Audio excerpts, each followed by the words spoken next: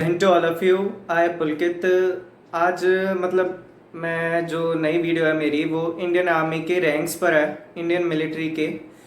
मतलब आज से मैं शुरू कर रहा हूँ कि मतलब जो भी मेरी इंडियन आर्म फोर्सेस हैं हमारी, उनके रैंक सिस्टम, सैलरी और जो रिटायरमेंट एज है उसके बारे में पता चले, और कैसे रैंक्स के लिए अपॉइंट हो सकते हैं उसके बारे में भी पता चले।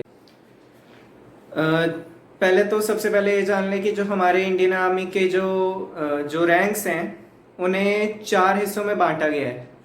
सबसे पहले तो आते हैं कमीशन्ड ऑफिसर्स, उसके बाद आते हैं जूनियर कमीशन्ड ऑफिसर्स, फिर then non commissioned officers and then OR.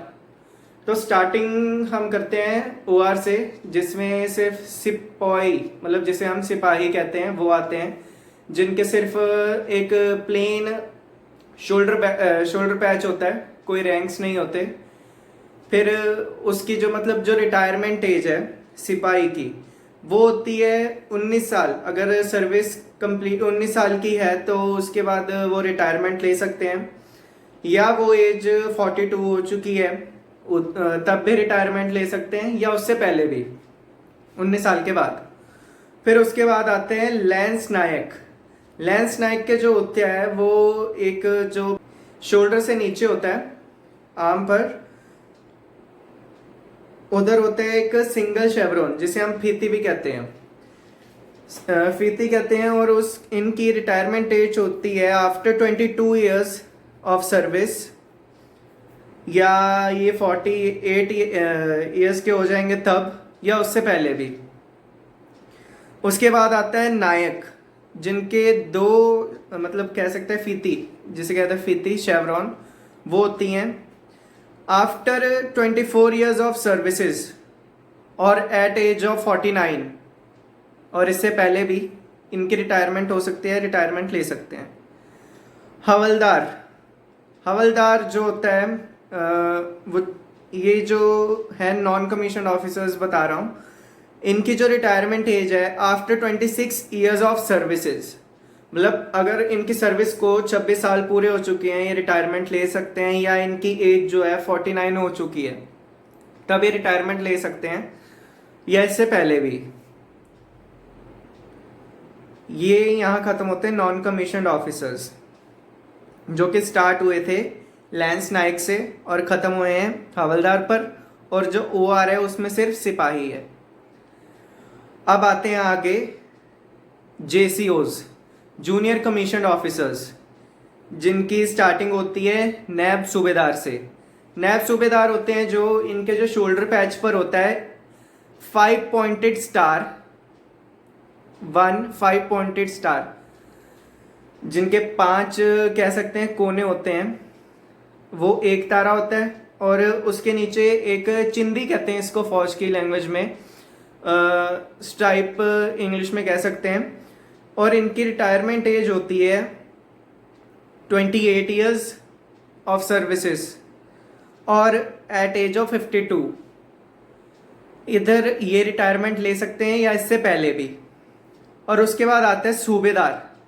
सूबेदार जो होते हैं उनके होते हैं 2 गोल्डन स्टार्स, जो आपको होता है 5 पॉइंटेड स्टार्स होते हैं, और एक स्ट्रिप, 2 गोल्डन स्टार्स और एक स्ट्रिप होती है।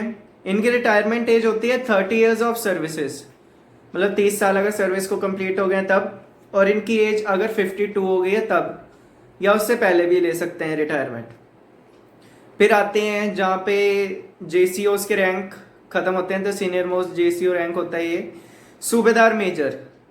सूबेदार मेजर इनके शोल्डर पैच पर एक अशोका होता है, एम्बलम कहते हैं, और विद अ स्ट्राइप, चिंदी।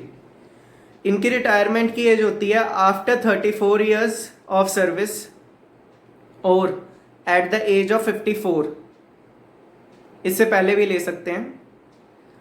अब शुरू होता है कमीशन्ड ऑफिसर्स, जिसमें लीडर्स होते हैं या कमांडिंग ऑफिसर्स जिसे हम कह सकते हैं।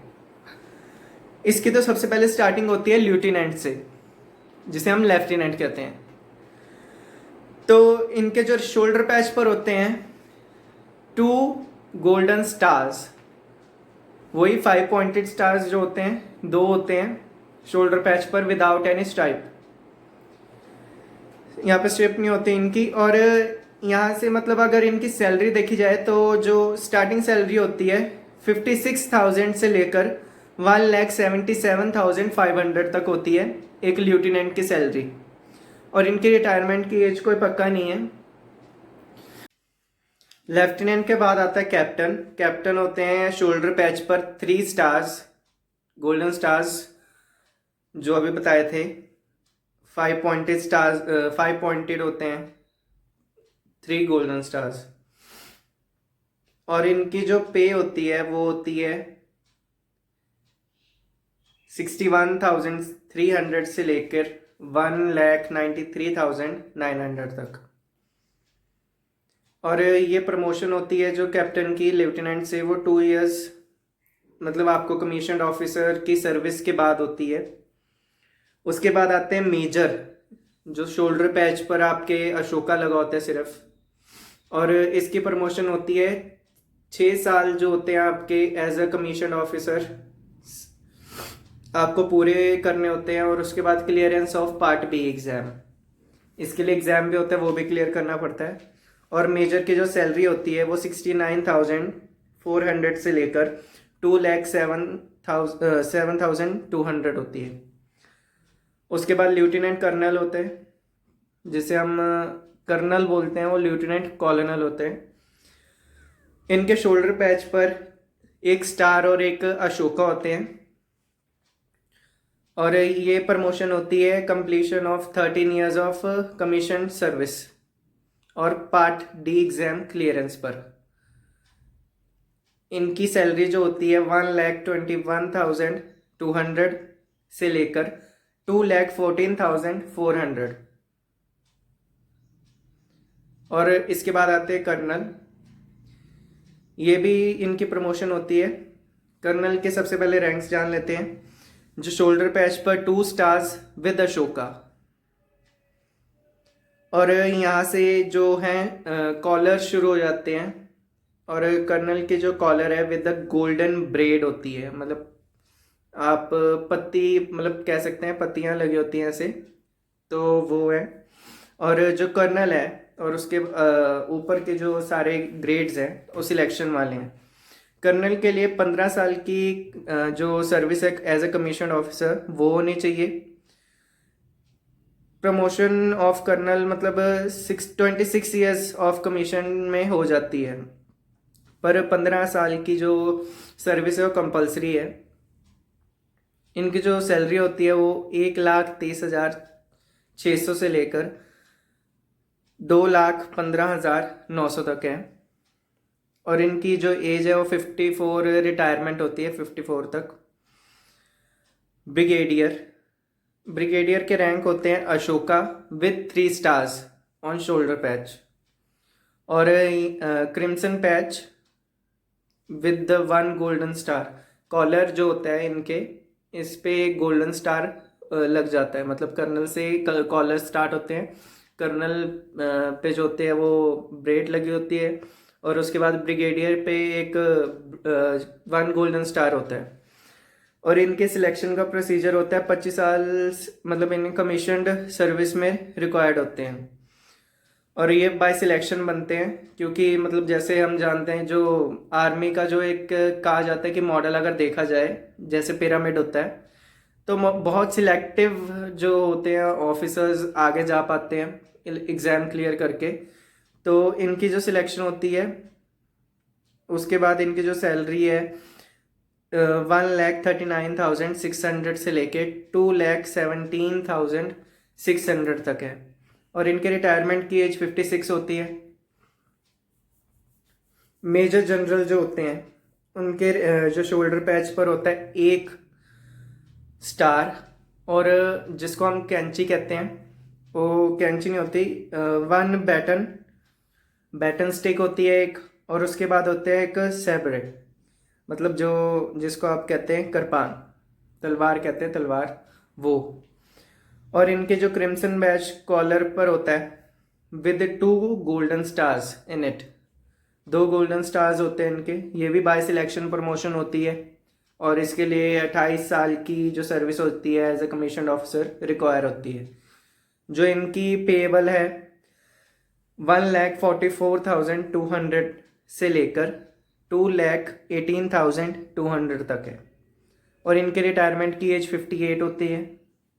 इसके बाद आते हैं लेफ्टिनेंट जनरल। लेफ्टिनेंट जनरल इनके शोल्डर पैच पर होता है एक अशोक क्रॉस होता है, बैटन और सैब्रे का, और इनके क्रिम्सन पैच पर 3 गोल्डन स्टार्स होते हैं, 3 गोल्डन स्टार, और इनकी सिलेक्शन का होता है 36 year of commission service require होती है इनको, और इन्हें vice chief of army staff भी कहा जाता है, कमांडर्स। और इनकी जो पेएबल होती है सैलरी है 2,25,000, और उसके बाद ये 60 ईयर्स तक इनकी वो रिटायरमेंट हो जाती है। उसके बाद आते हैं जनरल। जनरल के शोल्डर पैच पर होते हैं एक अशोका, एक स्टार और एक क्रॉस सैब्रे और बैटन। इनके क्रिम्सन पैच जो कॉलर होते हैं उसमें 4 गोल्डन स्टार्स होते हैं, और जो chief of the army staff इनको कहा जाता है, चीफ ऑफ डिफेंस स्टाफ भी हैं एक, जो हमारे चीफ ऑफ डिफेंस स्टाफ हैं, अगर उनका नाम पता हो तो नीचे कमेंट में नाम ज़रूर बताना। और उसके बाद है इनका जो पे 2,50,000। 3 इयर्स ऑफ सर्विस के बाद इनकी रिटायरमेंट हो सकती है as a chief of army staff, और 62 इयर्स तक इनकी सर्विस होती है। 62 इयर्स पे इनको रिटायरमेंट दे दी जाएगी, और पहले भी ज़रूरी नहीं है, अगर इनकी 3 साल की जो service as a chief of army staff अगर ख़त्म हो जाती है 62 से पहले, तो इनको रिटायरमेंट दे दी जाएगी। और लास्ट में है एक रैंक फील्ड मार्शल का।